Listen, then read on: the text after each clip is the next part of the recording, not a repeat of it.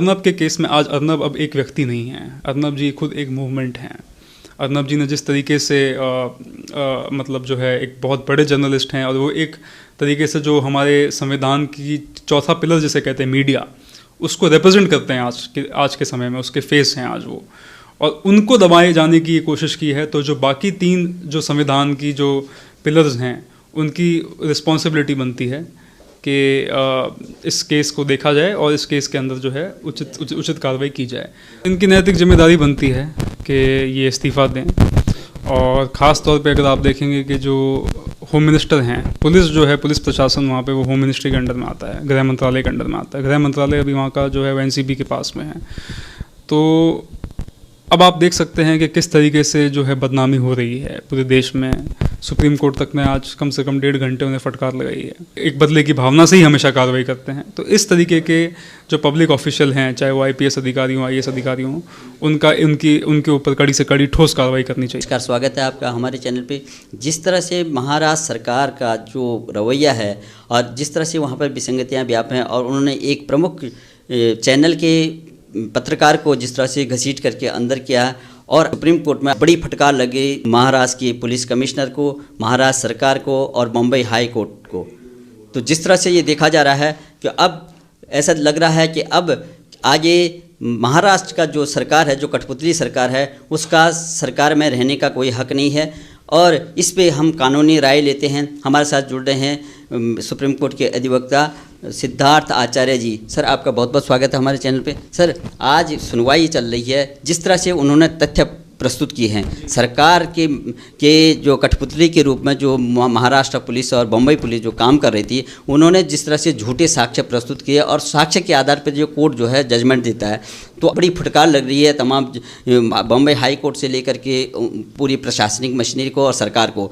तो आप किस तरह से लेते हैं और अब आगे सरकार का क्या होना है? जी, इसमें दो चीज़ें हैं। जैसा कि आपको ज्ञात होगा कि परसों के दिन ही जीडी बख्शी साहब जो हैं वो राष्ट्रपति महोदय से मिले थे, महामहिम से मिले थे, उनकी मुलाकात हुई थी, और उन्होंने उनसे रिक्वेस्ट की है, उनसे प्रार्थना की है कि जिस तरीके से महाराष्ट्र सरकार अभी कार्रवाई कर रही है, चाहे वो अर्नब के केस में हो, चाहे वो 1000 जर्नलिस्टों के खिलाफ हो एफआईआर की कार्रवाई, या जो भी अभी सुशांत सिंह मर्डर प्रकरण में और जो इसके अपना रिया चक्रवर्ती के केस में हुआ है, तो जिस तरीके से स्टेट गवर्नमेंट काम कर रही है, तो उस आधार को देखते हुए अनुच्छेद 356 के तहत स्टेट इमरजेंसी जो है वो डिक्लेयर कर देनी चाहिए।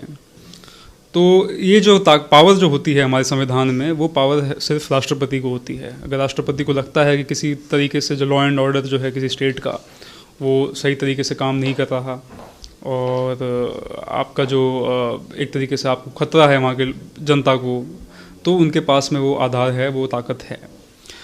दूसरी चीज़ ये है कि अनुच्छेद 131 में, जो कि हमारे संविधान में अनुच्छेद है, उसके तहत क्या है कि जो सेंट्रल गवर्नमेंट है, जो सेंटर है, वो किसी भी स्टेट या कोई भी स्टेट सेंटर के खिलाफ जो है, सेंट्रल स्टेट के डिस्प्यूट जो हैं, उसमें सुप्रीम कोर्ट में सीधा सुप्रीम कोर्ट के पास में ताकत है, उस एक ओरिजिनल जुरिस्डिक्शन है उस केस को लेने की। तो ये दो लीगल रास्ते हैं, सेंटर के पास और राष्ट्रपति महोदय के पास में। अब राष्ट्रपति महोदय जी के पास के संज्ञान में ये बात है। अब देखना ये है कि राष्ट्रपति महोदय जी, सुप्रीम कोर्ट का जजमेंट आता है, उसके बाद में वो अपना क्या रवैया इख्तियार करते हैं, पहली चीज़। दूसरी चीज़ ये है कि सेंट्रल गवर्नमेंट जो है उसके पास भी आधार है अब सुप्रीम कोर्ट सीधा जाने के लिए, कि स्टेट गवर्नमेंट को इस तरीके से सुप्रीम कोर्ट निर्देश दे कि जिस तरीके से उनकी कार्रवाई इस केस में बहुत ही गलत तरीके से उन्होंने कार्रवाई की, और एक व्यक्ति का मुद्दा बना के नहीं, कारण कि आप एक व्यक्ति का मुद्दा लेके आप सुप्रीम कोर्ट नहीं जा सकते हैं, ये उचित भी नहीं है। लेकिन अब अर्नब के केस में आज अर्नब अब एक व्यक्ति नहीं है, अर्नब जी खुद एक मूवमेंट हैं। अर्नब जी ने जिस तरीके से मतलब जो है एक बहुत बड़े जर्नलिस्ट हैं, और वो एक तरीके से जो हमारे संविधान की चौथा पिलर जिसे कहते हैं मीडिया, उसको रिप्रेजेंट करते हैं आज के समय में, उसके फेस हैं आज वो, और उनको दबाए जाने की कोशिश की है। तो जो बाकी तीन जो संविधान की जो पिलर्स हैं उनकी रिस्पॉन्सिबिलिटी बनती है कि इस केस को देखा जाए और इस केस के अंदर जो है उचित कार्रवाई की जाए। तो राष्ट्रपति महोदय के पास में सिर्फ जीडी बख्शी साहब ही नहीं, उनके पास कई जो है खत गए हैं दुनिया भर से जितने भी लोग रिपब्लिक मीडिया नेटवर्क देखते हैं, और अर्नब जी की फॉलोइंग जो है वो सिर्फ भारत में नहीं है। अर्नब जी की फ़ैन फॉलोइंग जितने भी हमारे एनआरआईज़ हैं, चाहे वो विभिन्न देश के विभिन्न कोनों में रहते हैं, चाहे वो अमेरिका हो, कनाडा हो, यूके हो, ऑस्ट्रेलिया हो, न्यूजीलैंड हो, कई देश जो हैं, वहाँ से लोग वीडियो बना बना के उनके सपोर्ट में भेज रहे हैं। तो क्योंकि आज अब ये मसला उस स्तर पे पहुँच गया है, इसलिए आज जिम्मेदारी बनती है सेंट्रल गवर्नमेंट की कि वो भी जितने भी कानूनी रास्ते हैं उनको एक्सप्लोर करे। आज आप देखेंगे तो हरीश साल्वे जी ने भी सीबीआई जांच की मांग की है इस पूरे केस के अंदर, क्योंकि अब ये केस जो है वो, क्योंकि अभी पॉलिटिकल विंडिक्टिवनेस का केस है, पॉलिटिकल वेंडेटा का केस बन गया है। तो अपना हरीश साल्वे जी ने आज अपने आर्गूमेंट में ये बात कही थी कि इस पूरे प्रकरण की सीबीआई जांच होनी चाहिए। तो ये सेंट्रल गवर्नमेंट, मैं मानता हूँ सेंट्रल गवर्नमेंट भी मदद करना चाहती है अर्नब गोस्वामी को, ऐसा नहीं है कि उन्होंने उनको अपने हाल पे छोड़ रखा है जैसा कि सोशल मीडिया पे बातें फैल रही है। लेकिन जो भी काम होगा वो नियम और कानून प्रणाली के हिसाब से होगा, कानून प्रक्रिया के हिसाब से होगा। तो देखते हैं आज सुप्रीम कोर्ट में क्या होता है, उसके बाद में जो भी होगा राष्ट्रपति महोदय के पास एक ऑप्शन है ही स्टेट इमरजेंसी डिक्लेयर करने का, उन्हें करनी भी चाहिए स्टेट इमरजेंसी, बिकॉज हर व्यक्ति जो कि वहाँ पे फ्रीडम ऑफ स्पीच और एक्सप्रेशन का एडवोकेट है, जो भी मतलब राइट टू लाइफ का एडवोकेट है, वो इस बात को नहीं नकार सकता कि जो भी हुआ वो बहुत गलत हुआ है। सर, जिस तरह से जो ये बात तब आई, ये कहानी तब बनी जब एक संवेदनशील मामले में किसी एक उभरते हुए कलाकार के जो है हत्या हो जाती है, उसको हत्या को जो है सुसाइड में बदलने के काम होता है। उसकी जो मैनेजर होती है दिशा सालियान, उसका भी मर्डर होता है कुछ दिन पहले, एक हफ्ते के अंदर में दोनों का मर्डर हो जाता है। और जब उसको परत दर पर खोलने की बात हुई, तब जब तथ्य सामने आए, जब उन्होंने रिपोर्टिंग की, तो यहाँ पता लगा कि बहुत बड़ा जाल जो है ड्रग्स का जो है पूरा, जिस ड्रग का पूरा बॉलीवुड में छाया हुआ है, और उसके तार जो है विदेशों में, पाकिस्तान, चाइना, तमाम जगह जो है विदेश गल्फ कंट्री, तो वहाँ से वो जो कि बहुत बड़ा जो है अपराध है, और बहुत बड़ा जो है हमारे नई जनरेशन को किस तरह से जो है हरास कर रहा है, और जनरेशन के साथ साथ हमारे कल्चर को भी जो अफेक्टेड कर रहा है। क्योंकि जो कलाकार जो हमारा टीन एजर्स है, वो इस तरह से अपने आइकॉन करके देखता है, और जिस तरह से उनका एक्टिविटीज़ होती है इन कलाकारों के, नशे में करते हैं वो, अब पता लग रहा है कि वो नशे में जो है इस तरह से हरकत करते हैं, उससे जो बच्चे जो हैं उसी तरह से हरकतें जो है आम पब्लिक प्लेस और इसमें करते हैं। तो सबसे बड़ा जो है, अब फिर दूसरी बात आई उसमें नेपोटिज्म की, वहाँ पर जो बड़े बड़े जो है तथाकथित जो वो बैठे हुए हैं, बड़े दिग्गज बैठे हुए हैं, महानायक हैं, चाहे बिग बॉस हैं, तमाम वो लोग अपने जो है लोगों को वहाँ पे सेट कर रहे हैं, जो बाहर का जाता है उसको एंट्री नहीं मिलती है, जो अपना कुछ करना चाहता है। तो इसमें अगर ये बातें जब उठी हैं, तो इसमें ये बात आई है कि अर्नब गोस्वामी को किस तरह से ये अब ड्रग्स का पेडलर, और उसमें ये लगता है कि संलिप्तता जो है एक राजनीतिक स्तर पे भी थी। तो उनके विधानसभा में भी, महाराष्ट्र की विधानसभा में भी चर्चा होती है कि बंदा इस तरह से बातें क्यों उठा रहा है, क्योंकि सच्चाई उठाने, इसका मतलब है कि सच्चाई उठाने का कैसे दबाया जाए। तो ऐसे लुंज-पुंज जो सरकार जो बैठी हुई है, उसका क्या कर्तव्य है? क्योंकि सरकार इसलिए बनाते हैं कि, क्योंकि सरकार इसलिए बनती है कि ताकि वो लॉ एंड ऑर्डर को ठीक रखे, और इस तरह से जो माफियापन है, जो ड्रग्स का जो मामला है, उसको अपराध पे जो है अंकुश लगाए। तो आप इस सरकार को किस तरह से देखते हैं, क्या संदेश देना? बिल्कुल, जैसा मैंने कहा कि लॉ एंड ऑर्डर अब एक बहुत बड़ी समस्या है महाराष्ट्र में। और दूसरी चीज़ आपको ये याद रखना होगा कि सरकार कैसे बनी थी। ये कोई जनता का मैंडेट नहीं था। जनता का मैंडेट तो जो कांग्रेस और एनसीपी उसके खिलाफ था। सबसे ज़्यादा सीटें वहाँ पे बीजेपी को मिली थी। बीजेपी ने 107 सीटें जीती थी 146 में से। शिवसेना के साथ उनकी युति थी, उनका गठबंधन था। लेकिन जो भी राजनीतिक कारणों से जो भी आपस में उनके बीच हुआ, तो सरकार जो है ये एक नेचुरल अलायंस नहीं था। ये एक कॉमन मिनिमम प्रोग्राम जिसे आप कह सकते हैं तीनों पार्टियों के बीच था, जिनके आपस में कोई आइडियोलॉजी मैच नहीं करती। शिवसेना जो है उसकी आइडियोलॉजी अलग रही है, एनसीपी की आइडियोलॉजी, एनसीपी खुद कांग्रेस से अलग होकर एनसीपी ने एक पार्टी बनी थी, कांग्रेस जो है वो एक अलग पार्टी। तो 3 अलग अलग पार्टियां जिनके आपस में कोई आइडियोलॉजिकल कॉम्बिनेशन नहीं है, जिनका आपस में कोई संबंध नहीं है अपना विचारधारा को लेके, वो सरकार खिचड़ी सरकार ही हो सकती है। और खिचड़ी सरकार में जितने भी लोग हैं जो इस तरीके के मामलों में लिप्त थे, उनके खिलाफ मोर्चा छेड़ दिया था अर्नब गोस्वामी जी ने। तो अर्नब गोस्वामी एक तरीके से प्रतीक बन गए पूरे ड्रग मूवमेंट के अगेंस्ट। ड्रग मूवमेंट को ड्रग को जो है उनको हटाना है, उसे ख़त्म करना है, ताकि वो एक तरीके से जो हमारे कल्चर है, हमारे जो सोशल जो एक हमारा फैब्रिक है, जो हमारे यूथ है, वो उस तरीके की चीज़ों में ना आ पाए। दूसरा जो एक गोरख धंधा चल रहा था बॉलीवुड में, तो उस चीज़ को देखते हुए एक चीज़ बड़ी साफ़ है कि अर्नब जी ने बीड़ा उठाया था उस चीज़ का, और अर्नब जी ने उस चीज़ से खुद अकेले लड़ने की कोशिश की थी। अब क्योंकि सिस्टम में वो लोग खुद इन्वॉल्व थे, जो लोग इस तरीके के रैकेट को, इस तरीके के माफिया को चलाते हैं, तो एक तरीके से अब अर्नब जी जो है वो वहाँ पे अकेले पड़ गए। अर्नब जी के साथ उन्होंने इस तरीके से उनके खिलाफ फॉल्स केसेस, उनके खिलाफ में टीआरपी स्कैम, फिर ये जो एक नया केस लेके आए हैं मनगढ़ंत सा, इस तरीके की जो प्रक्रिया है वो शुरू कर दी है। तो ये चीज़ बड़ी साफ़ है कि स्टेट जो है, सरकार जो है वो व्यक्ति से बड़ी नहीं है। व्यक्ति जो है वो वोट देता है तब सरकार चुनी जाती है। आज क्या हो रहा है कि जिस व्यक्ति ने सरकार चुनी है उसने तो वोट दिया था बीजेपी को।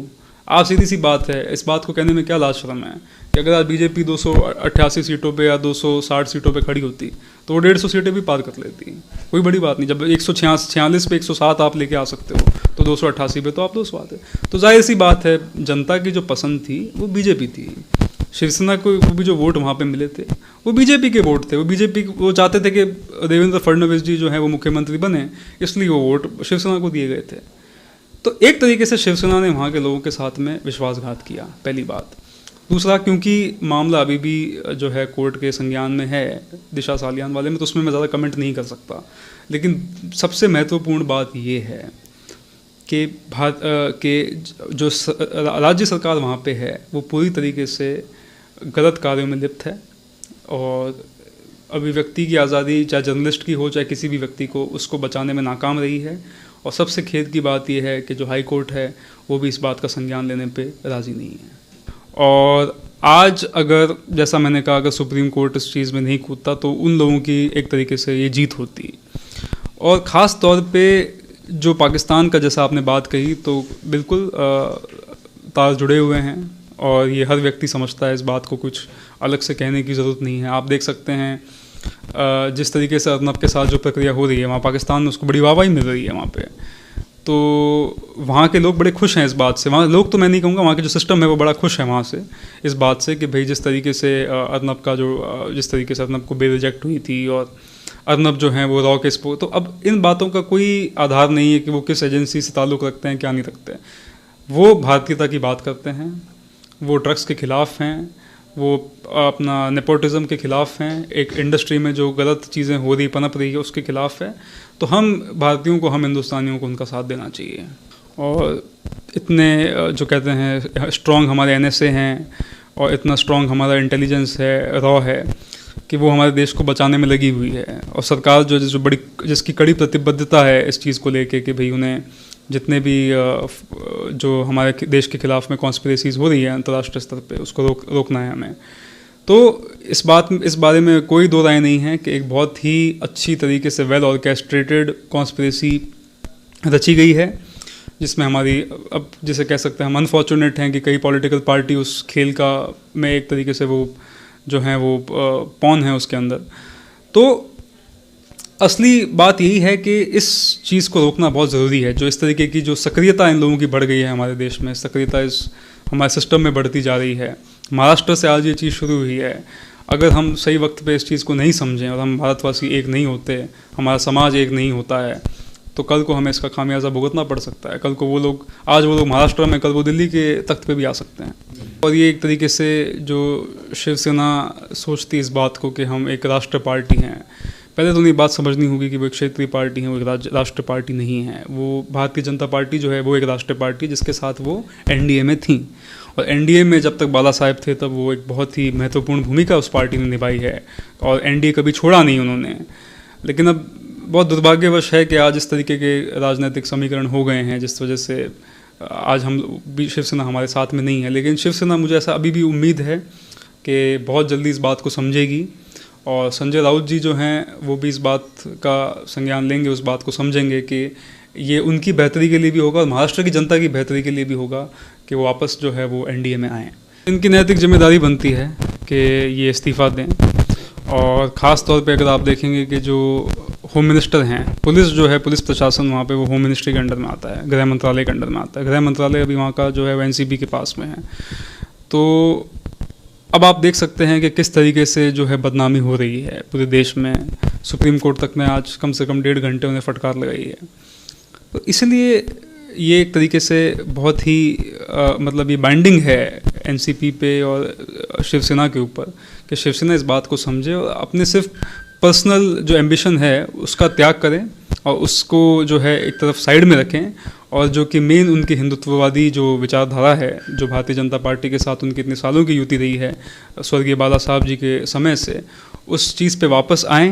परमबीर सिंह जो वहाँ के कमिश्नर हैं, एक पब्लिक सर्वेंट हैं, जो लोक सेवक होते हैं, वो इस तरह से हरकतें कर रहे हैं कि जैसे कि जो राजनीति से प्रेरित होकर और दबाव में, या उनको अपने शपथ का पता नहीं, तो इस तरह से जो नौकरशाह है उसको क्या एक्शन होना चाहिए? नौकरशाहों के ऊपर जो है वो तो एक्शन जो है वो सरकार बदलने के बाद नहीं तो कोर्ट ही ले सकता है। और कोर्ट इस बात का संज्ञान लेगी। जो परमबीर सिंह जिस तरीके से अभी ऑपरेट कर रहे हैं वहाँ पे अपने राजनीतिक आकाओं के कहने पे, तो जो उनके राजनीतिक आका जब पावर से हटेंगे तब इनके ऊपर उपयुक्त कार्रवाई होगी। और साथ साथ में सुप्रीम कोर्ट को आज अभी तक जो ऑर्डर है, अभी ऑर्डर आने में थोड़ा समय है, पढ़ेंगे, लेकिन सुप्रीम कोर्ट को इस बात का संज्ञान लेने की बहुत आवश्यकता है कि इस तरीके के जो जनरल डायर के किस्म के जो पब्लिक सर्वेंट हैं, जो पब्लिक की पूरी तरीके से मतलब उनके अधिकारों की रक्षा नहीं करते और एक बदले की भावना से ही हमेशा कार्रवाई करते हैं, तो इस तरीके के जो पब्लिक ऑफिशियल हैं, चाहे वो आईपीएस अधिकारी हों, आईएएस अधिकारी हों,